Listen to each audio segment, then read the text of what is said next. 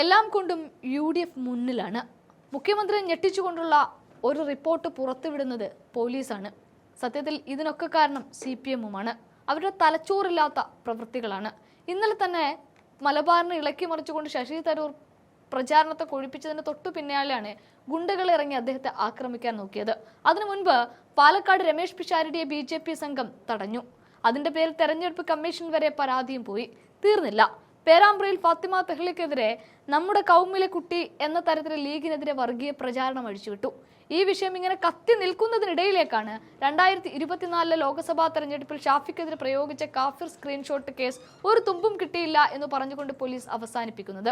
DYFI നേതാവ് പ്രതിയായ ആ കേസിൽ ഇന്നും ആ ഫോൺ ഫോറൻസിക്കിന്റെ കസ്റ്റഡിയിലാണ്.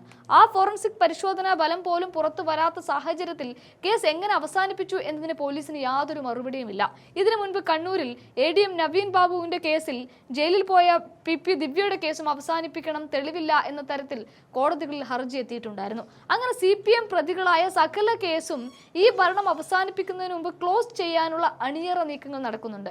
അതിന്റെ ഭാഗമാണ് കാഫിർ സ്ക്രീൻഷോട്ടും. എന്നാൽ ഈ തെരഞ്ഞെടുപ്പിന്റെ അവസാന ലാപ്പിൽ CPM-ന്റെ ഈ കളികളൊക്കെ തന്നെ മാധ്യമങ്ങളിലൂടെ ജനം നിരന്തരം കണ്ടുകൊണ്ടിരിക്കുകയും അത് UDF-ന് ഗുണകരമായി മാറുകയുമാണ്. വടകര പോലീസിന്റെ ഈ നടപടി കേവലം ഒരു സാങ്കേതിക തീരുമാനം മാത്രമല്ല, മറിച്ച് വരാനിരിക്കുന്ന തെരഞ്ഞെടുപ്പിനെ അട്ടിമറിക്കാനുള്ള ആസൂത്രിത നീക്കമാണ്. വടകര ലോക്സഭാ തെരഞ്ഞെടുപ്പ് കാലത്ത് ഷാഫി പറമ്പിലിനെതിരെ ഉപയോഗിച്ച ആ വർഗീയ വിഷം കലർന്ന സ്ക്രീൻഷോട്ട് നിർമ്മിച്ചത് ഇടത് സൈബർ കേന്ദ്രങ്ങളാണെന്ന് പോലീസിന് നേരത്തെ തന്നെ അറിയുന്നതും അവർ സമ്മതിച്ചതുമാണ്. DYFIയുടെ Vadakara block president Ribesh Ramakrishnan red encounter എന്ന വാട്സ്ആപ്പ് ഗ്രൂപ്പിൽ ഇത് പ്രചരിപ്പിച്ചത് കൃത്യമായ തെളിവുകളോടെ പുറത്തു വന്നതുമാണ്. എന്നാൽ ഇന്ന് പ്രതികളെ കണ്ടെത്താനായിട്ടില്ല എന്ന് പറഞ്ഞ് കേസ് എഴുതി തള്ളുമ്പോൾ കേരള പോലീസ് ആരെയാണ് ഭയപ്പെടുന്നത്? സ്വന്തം പാർട്ടിക്കാരൻ പ്രതിയാകുമ്പോൾ അന്വേഷണം പാതി വഴിയിൽ ഉപേക്ഷിക്കുന്നത് നീതിപീഠത്തോടുള്ള വെല്ലുവിളിയാണ്. അതേസമയം പോലീസിന്റെ ഇരട്ടത്താപ്പ് ഈ കേസുകളിൽ വളരെ വ്യക്തമാണ്.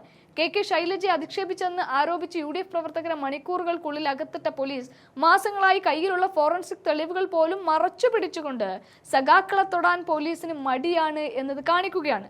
വടകരയിലെ കാഫിർ കേസ് ഇത് കൃത്യമായി തെളിയിക്കുകയും ചെയ്യുന്നുണ്ട്. പിണറായി വിജയനെതിരെയുള്ള ചെറിയ പരാമർശങ്ങൾ പോലും വലിയ കുറ്റമായി കാണുന്ന സർക്കാർ കേരളത്തെ വർഗീയമായി വിഭജിക്കാൻ ശ്രമിച്ച സ്വന്തം അണികളെ വെള്ളപൂശുകയാണ്. ഈ തെരഞ്ഞെടുപ്പ് കാലത്ത് ഇത്തരമൊരു റിപ്പോർട്ട് പുറത്തു വരുന്നത് UDF-ന് വലിയ ആയുധമായി മാറിയിരിക്കുകയാണ്. പോലീസ് തന്നെ സർക്കാരിനെ വെട്ടിലാക്കുന്ന തരത്തിൽ ഇത്തരം റിപ്പോർട്ടുകൾ നൽകുമ്പോൾ മുഖ്യമന്ത്രിയുടെ കസേര ഇളകുകയാണ് എന്ന് വേണം കരുതാൻ. 85 വയസ്സിന് മുകളിലുള്ളവരുടെ അസുഖബാധിതരായവരും അങ്ങനെ കിടക്കുന്നവരുടെയൊക്കെ വോട്ടുകൾ വീട് കയറി കമ്മീഷൻ പൂർത്തീകരിച്ച ഒരു അവസാന ലാപ്പിലെ സമയം കൂടിയാണിത്. സത്യത്തിൽ ഈ തെരഞ്ഞെടുപ്പിലെ ആദ്യ പോളുകൾ EVM-ൽ പതിഞ്ഞ സമയം. ആ സമയത്താണ് UDF-ന് അനുകൂലമായ തരംഗം കേരളത്തിൽ അലയടിക്കുന്നത്. അല്ലെങ്കിൽ AKG സെന്ററുകൾ UDF-ന് വേണ്ടി പണിയെടുക്കുന്നത് സതീശൻ പറയുന്നത് പോലെ.